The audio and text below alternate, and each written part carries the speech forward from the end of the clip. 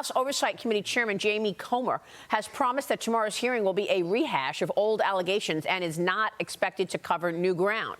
Joining me right now to tell us more is Kentucky Congressman James Comer. He's the chairman of the House Oversight Committee. Chairman, did you say that, what the White House says you said? No, it's unbelievable, the lies that are coming out of this White House. And it's sad that, for once, the American people are not buying what they're selling. They realize there's something really bad going on here. They have a simple question for Joe Biden and his minions in the White House. What exactly did your family do to receive the money? Now, with respect to that newest lie, they said that there's no new information. We're going to talk about the wire that we just released within the last 24 hours, the $250,000 wire from the Chinese national to Hunter Biden while Joe Biden was a candidate for president, that was sent to Joe Biden's house in Delaware.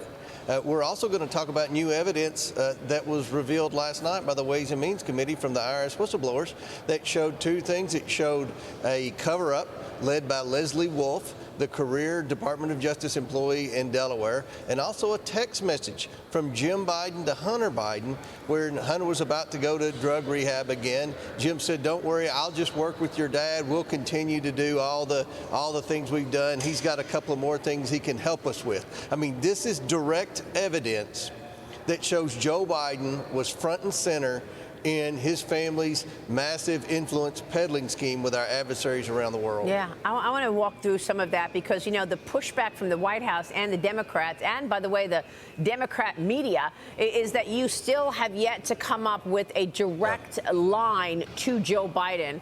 And so, yeah, sure, they can, you know, pass it off as, well, this guy was a drug addict and we're not going to put any, any information or real validity into that because, you know, he was on drugs and no line to his father. This $250,000 wire that you're talking about, so it comes from this guy, Jonathan Lee, who I think is a member of the Communist Party of China. Yep. $250,000. And this was at a moment where Hunter Biden was actually living in California. Is that right? So if he was living in California, why did the money go to Joe Biden's home in Delaware? That's a great question. And remember, when I first released that, Ian Sams, the little minion that goes out and leads the lying campaign and the false narratives coming from the White House, he quickly fought back because they have this war room against me and Jim Jordan now, Maria.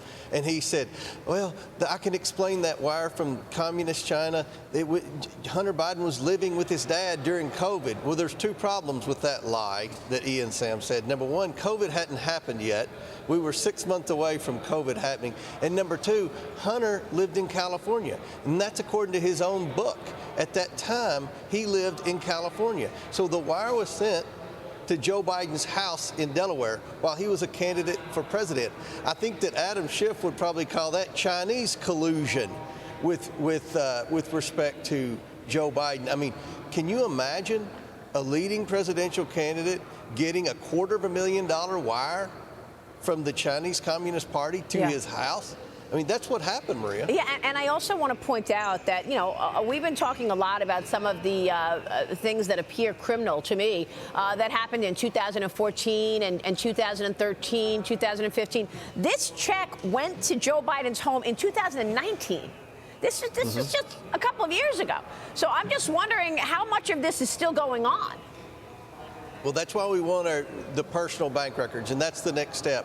Look, this is the first wire that I've obtained that did not go through a shell company, and that's very important because we're fixing to issue subpoenas for the personal bank records. And what the Bidens have been arguing to the media behind closed doors, their allies in the media, is that, well, you know, all the business was transacted through the shell companies. Nothing was transacted through the personal accounts. That's why they don't need to be nosing around in the president's family's personal accounts. This is a $250,000 wire, and then there was another $10,000 wire that was sent directly to the president's son's personal account.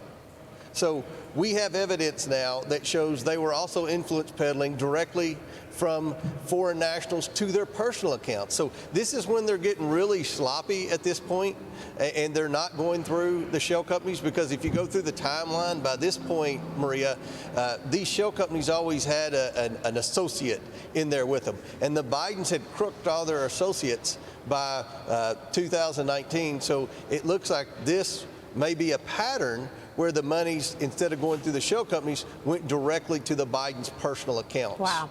I want to talk more about what you've released, because you have been able to expose so much in the Oversight Committee and also in the House Ways and Means Committee, releasing more than 700 pages of new IRS whistleblower evidence. Agent Gary Shapley said that the Department of Justice delayed charging Hunter Biden ahead of the midterm elections because they wanted to avoid shooting themselves in the foot, quote unquote.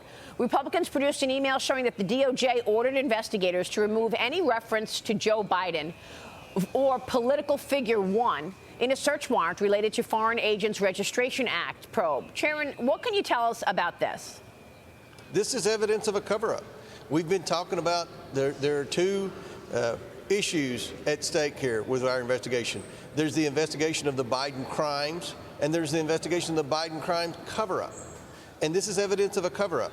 And we have thought for a long time that Leslie Wolf was at the center of the cover-up. She's the career Department of Justice employee in the U.S. Attorney's Office in Delaware who obstructed this investigation. When it got to Joe Biden, and the fact that this got to Joe Biden, especially the Foreign Agents Registration Act, that's the most obvious violation that the president's son and brother committed.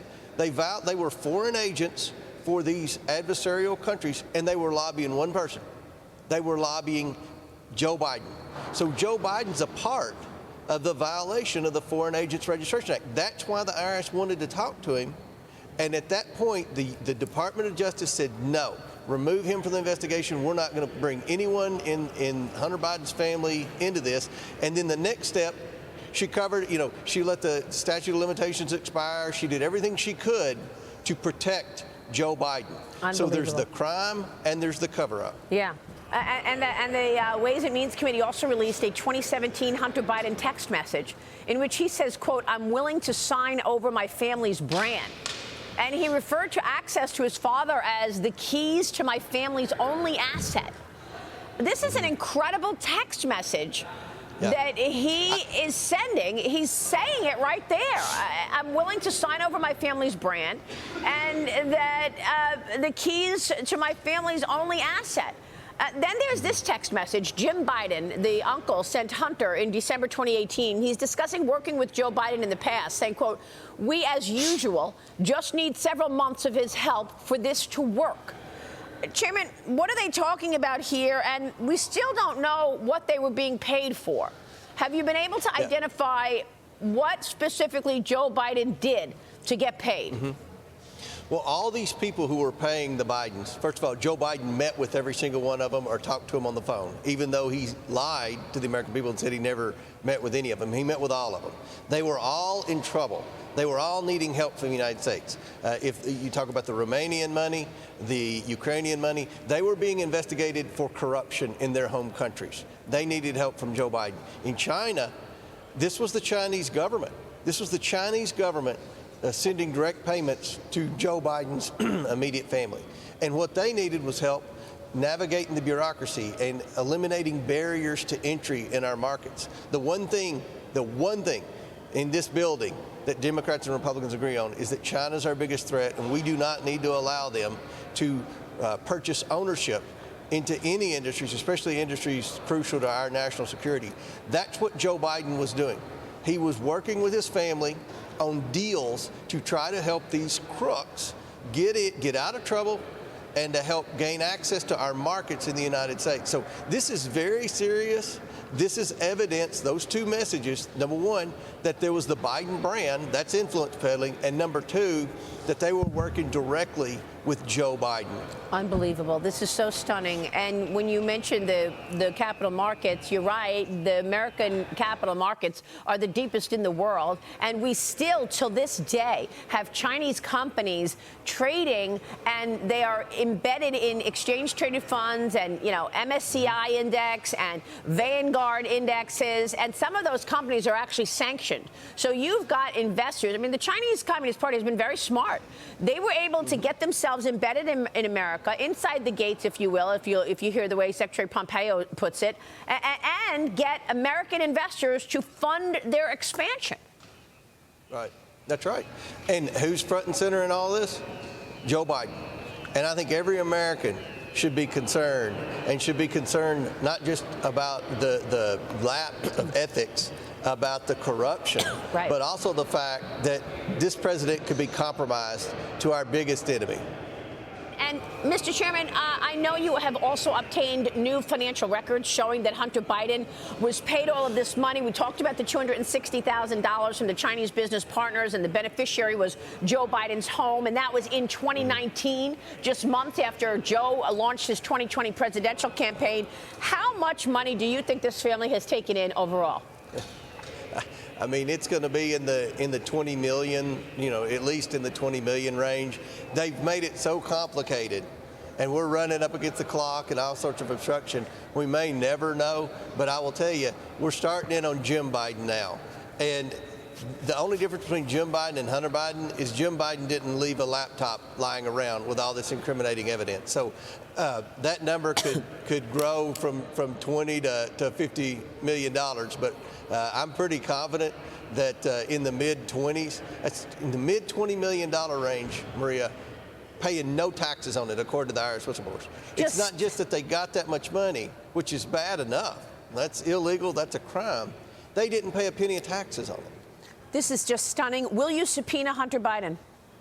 We're going to subpoena the bank records, hopefully today, and we're following the money. If that leads us to Hunter Biden, which it probably will, then we'll do what we have to do to bring everyone in to get the answers the American people deserve. Well, people want to know, don't forget, Donald Trump Jr. spent 20 hours talking to Congress and going under the heat about a lie, which was Russia collusion. So people want you to subpoena Hunter Biden. We want some answers. Yep, absolutely. Thank you, Mr. Chairman. Well, thank you. All right, Congressman James Comer joining us.